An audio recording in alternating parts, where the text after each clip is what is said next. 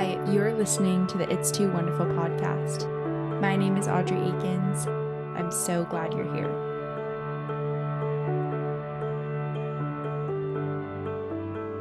This show is inspired by Psalm 139. You have searched me, Lord, and you know me. Such knowledge is too wonderful for me, too lofty for me to attain.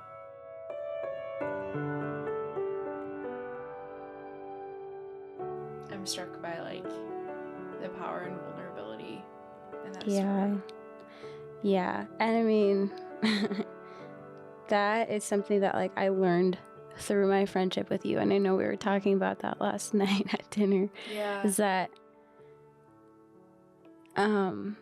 growing up, I was very aware of how different I was with a lot of the people surrounding me. I mean, I went to a really small private school. Was one of the only, people of color in that community, which I didn't really think about that much when I was little, but I more so was thinking about just other things that, not having a lot of money and aware just of, of seeing people's different lives, how much it seemed like people's lives were so much different than mine. And there's a lot that goes into it that I won't, be too detailed about. But we were very different. We have very different backgrounds. And when I met you, and when we went to see the symphony for your birthday, I was like. My 16th birthday, I barely knew Taja, and I was like, "Hey, would you want to drive to Minneapolis and see a symphony with me Just for my the two of birthday?" us. And I was so worried that you would think I was weird because I wanted to go to a symphony for my birthday. Loved it. And little did I know that was what bonded us for life. Yeah. No, You're like, yes. I loved it. I loved it so much. But yeah, I just I was very aware of just differences between us, between our backgrounds, and I hadn't opened up really about my life story with many people. I think maybe one person, but you were one of the first people that actually found out everything. And that was really scary, but also it felt so freeing to tell someone. But you were so trustworthy with that information too. And I knew that that was one thing, because of our faith, we could just have really raw conversations about it. And that was my first experience of knowing that someone might not be able to completely understand you, but that doesn't mean that they can't love you well. And there's a difference between empathy and sympathy. We talked a lot about that last night, but it's just, I was so shocked by your pure love and understanding, not because you had the same experiences of me, but just loving a sister and being so compassionate. And that was life-changing, truly. But yeah, it needed that. I needed to be vulnerable. Yeah. That the only way that you could truly know me was if I was vulnerable about those really deep and personal things about me. And even still, just the way that you were compassionate towards me was just a small reflection of how compassionate the Lord is towards us. And he really actually understands us fully and knows us fully. And I said this before, Jesus is literally the true empath. He walked this life. He knows our sufferings. He knows what it meant to be tempted, to cry, to be hungry, all of these things. He walked that and knows everything that we go through. And so to bring it to him is truly healing because of that, And so it's there's nothing to be afraid of. There's nothing to be afraid of, one, in bringing that to him. But also, I think it can also bridge connection with other people too. So can you talk a little bit more about growing up in two camps, kind of, and how I mean, I just feel like I've seen you become so rooted in your faith of like even what you when we were talking last night and you were like, yeah, I don't like fully belong in either, but like that's okay, you know, like you said it so like, well, but it's like I don't need to. I just want you to, I would love to, for anyone who's listening, to hear like what that experiences has been like, whatever part you want to share, and how you're okay with not belonging in either camp.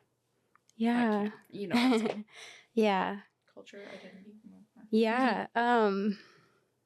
I feel like there's kind of there's a lot of, what are they called? Not anomalies, but like there's outliers? kind of like not outliers. No, just there's a lot, I think, of maybe opposites. I feel like not quite opposite. Whatever. I don't either. You'll piece I don't need to, but you'll get it. I'm overthinking trying to like give the right words to it.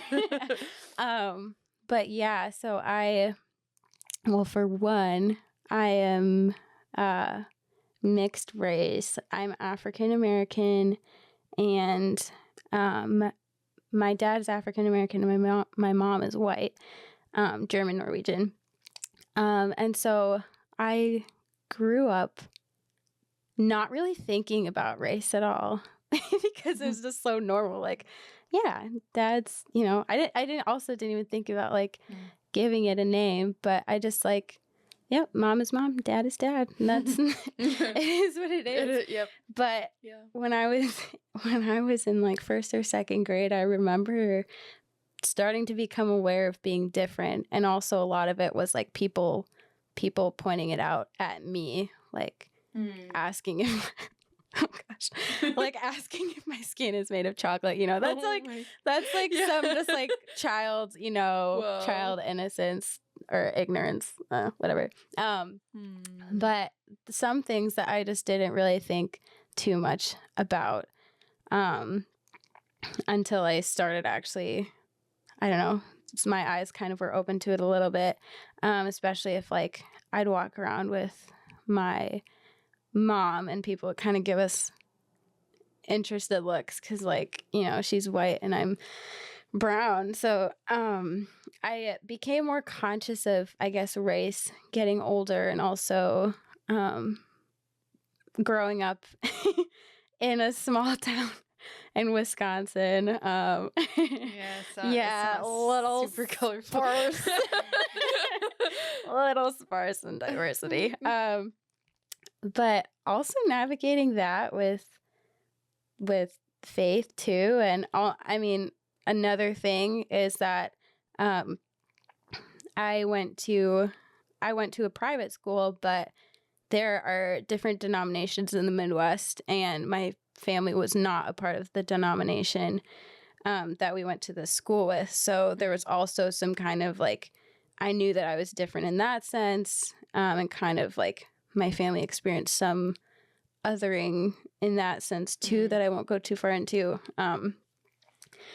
And yeah, so there was kind of some like religious aspects and then like social, cultural aspects of that. And then financially, coming from a low-income family, my parents always wanted us to be involved in things that like gave us as many opportunities as possible. So like swimming lessons, like going to gymnastics, like they would put a lot into like driving us places, because we also lived pretty far away from school. Like we went to a high school that was 40 minutes away, and Onalaska is like the more affluent high school in the area. So that was another thing that I became pretty aware of. It's like financially, like some things that like I would hear people complaining about is like,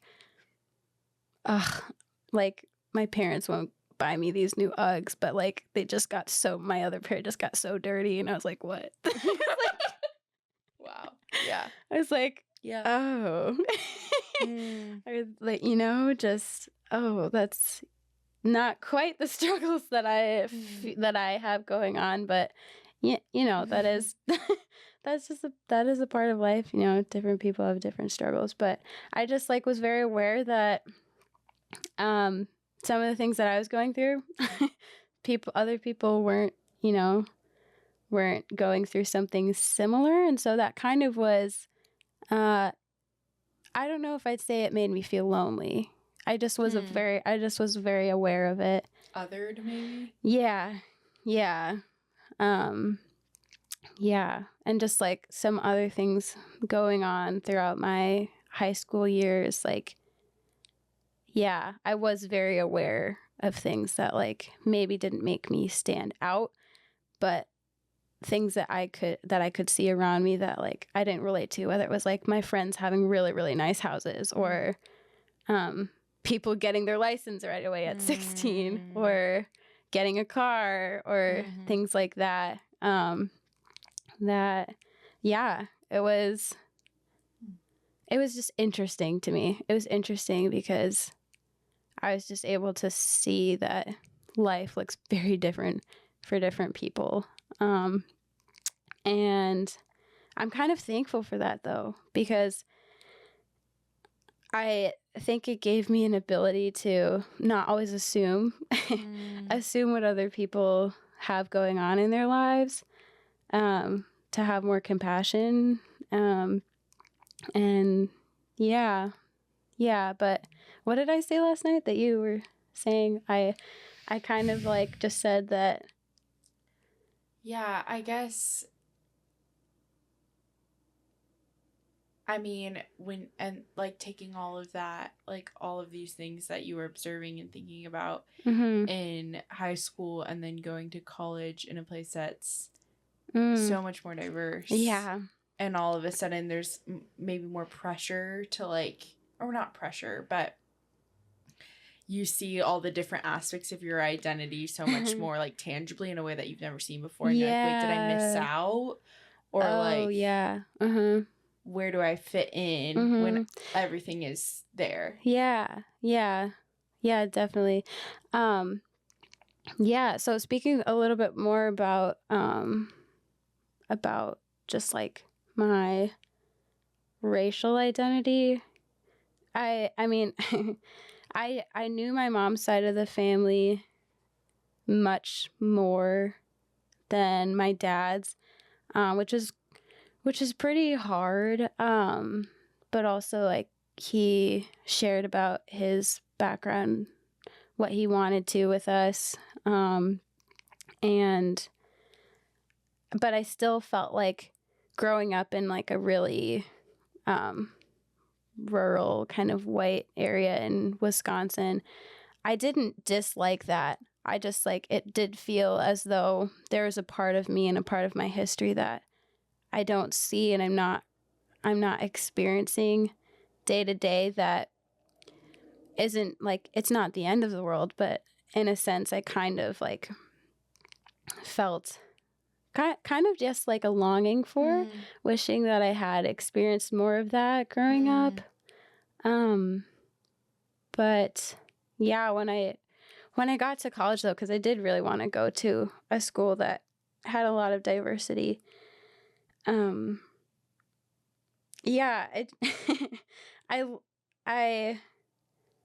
kind of realized that those parts of me are so special, and like the differences that kind of all wrap up to be me and who I am, they're actually really beautiful, and I haven't quite like missed out. I don't think I would say that about my experience. Would I have maybe would it have been better to have more representation, or have some of those aspects more affirmed growing up, just like about my hair, about things like that. Yeah, I think that would have been really sweet, but I've kind of just learned that where I'm at now, like I get to still appreciate those things, and I get to learn more about that. And that's really precious. And yeah, I with everything that I've experienced, I'm really thankful for, because it's taught me, yeah, like I said before, it just taught me to see the world, I think, with somewhat of fresh eyes, and just be thankful, I think, too, for the ways that that God makes us different, and that we get to share that with other people. And that's something that, rather than being afraid of like offending or being, conscious, super like overly conscious of these things that we like to pay attention to about ourselves and about our identities, like it's actually just kind of a fun place of curiosity and just like seeing how beautifully God makes us different, and that all kind of represents him is really cool. It's Taj, you just like, every time I hear you talk about this, I'm baffled by the grace that you like so freely dish out to people that misunderstand you, and like where you could choose anger, you choose like compassion and gratitude, and it's that's just beautiful. And B, I think, well, I know that's something I want to be talking about on these next episodes going forward, is the juxtaposition of uppercase identity and lowercase identity. Yeah. Because I think especially when we're talking about this sometimes in Christian contexts, uppercase identity can wash out or erase lowercase identity, or that's the stigma or perception of like, well, your identity is in God, or like, you're a daughter of the king, and so anything lowercase I that you're uncomfortable with, that just washes it away. And that's not, I don't think that's not how God intended that to be. Like, no, he created all those parts of you. Like, and also he uses all things for good. So even parts of our identity that feel hard or uncomfortable, or maybe force us to live life in a way that isn't always easy or understandable, he uses it for his glory, and he uses it to like show his face in a certain way through us. And I mean, it's beautiful. Different skin colors, different hair textures, different languages, different cuisine, like all of that is so creative and beautiful, and just like it just fascinates me. Like one of the things that we talked about last night. That was a great conversation. But one of the things that I mentioned last night was I'm not gonna lie, I've also fallen, I've been guilty myself in times of realizing like, oh, maybe I just immediately had this like thought about this or about this aspect, whatever, that isn't, either it's not true, or it's like that was an assumption that I shouldn't have made. Like I definitely am guilty of that myself. And one thing that's been interesting growing up too is like music. I like both of my parents love music and have very, very broad music tastes. So I grew up with that. And I learned like in one of my classes this last semester in the fall, that the history of a lot of different music genres, like, actually has been shown to kind of originate or be inspired by, like, African music. Even things like if you think about the history of country music, of rock, of things that, like, genres that people probably would assume are like, oh, if you're black, you're not going to listen to that. Or if you're white, you're not going to listen to that, whatever. Like, a lot of that actually came from a diverse group of people. And, like, and just, like, the way I think that we can put things into boxes, it's like, it's just crazy to me. I don't know. That was one thing when I was just learning in that class. I was like, oh my gosh, this is so cool. And just so much stuff that we really don't know about, just, like, I think was a reminder to approach a lot of different things, approach diversity with humility. Like, there are things that we learn from each other that the best way to learn, honestly, is, like, listening to other people too. But sorry, that was, like, just, like, a little no, that's something good. that I was reminded of. Yeah. Wow. I'm so thankful for, like, friendships that bridge divides. Yeah. It's beautiful. Yeah. The Lord loves it. Yeah. I realized when you asked, oh, should I prepare anything? I forgot to. Well, which you probably know. Yeah. The classic, it's too wonderful question. Yeah. Oh my gosh. Yeah. No, I literally have thought about so many different things. Really? And I was, yeah.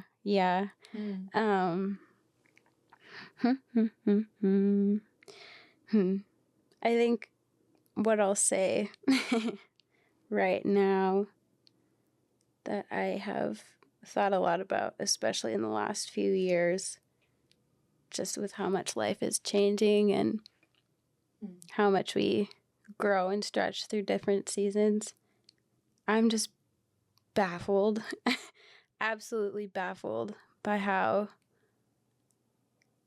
consistent the Lord, how he's just never changing. He's never changing. And just, like, the patience that he has with us in that regard. Yeah, it just astounds me.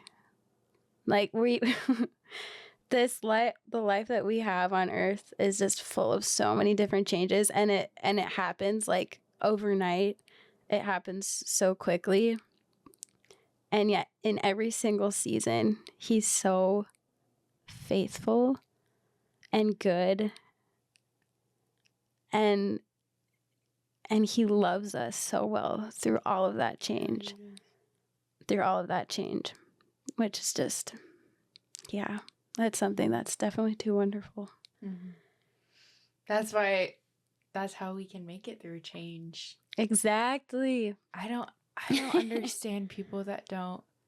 Like, it would be so hard to go through change if I didn't know the Lord. Because our souls are, I think I've mentioned this on another episode, but, like, our souls are meant to latch on to something that never changes. And when we latch it on to literally anything else, that thing will inevitably change, and then we break a little. Because it goes against the way that we were created to live. Like, we are the most changing beings on earth. Like, I mean, you know, look at the human body. It's crazy, let alone the human mind. Yeah. And all of the connections, like, as synapses, our brains are constantly, you know, forming new connections and new pathways. Like, everything about us is constantly changing, and our world is constantly changing. It's decaying, it's evolving, it's whatever. And the Lord is at the center of it all. And when we come into his orbit, like, oh my gosh, it's like, oh, like, that's what is supposed to happen. It's beautiful. And it's mind-blowing. Yeah. And let that be encouragement too for anyone listening, that if you find yourself, because we all do find ourselves in cycles of thought patterns, and I think that not just thought patterns, but so many things where we're like, there's no way that that like I'm deserving of him being so gracious. And honestly, we're not. Yeah. We're not deserving. But that's literally why Jesus came. That's exactly why Jesus came, to live a life that we can't, and to reconcile us, and to remind us that like this is everlasting love. This is everlasting love. His mercies are new every single morning. And that should never, ever be a doubt in your mind that like he doesn't want you to know him. Wow. He just loves, he loves us so deeply. And every time we come back, it's prodigal son. Yeah. Heaven rejoices when we're like, God, God, I need you. And we come back to him and he's like, come to me. I want to show you that my plans for you are always good. Always. So. Thanks, Taj. Yeah. Thanks for listening. Yeah, it's been a joy, and keep tuning in because we're just starting on the whole identity journey. She's got some good stuff lined up for y'all. Yeah, it's gonna be good. Okay. Yes. Love all of you. Yes. Thank you for listening. Thank you for being part of this community. And yeah, I'll see y'all soon. Yay.